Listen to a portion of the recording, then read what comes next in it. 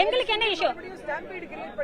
ஆமா, அங்க போய் நீங்க ஒண்ணுமே வேண்டாம், இந்த 6 அவனியும் கவர் பண்ணுங்க. நீங்க என்ன இஷ்யூன்னு உங்களுக்கே தெரியும்.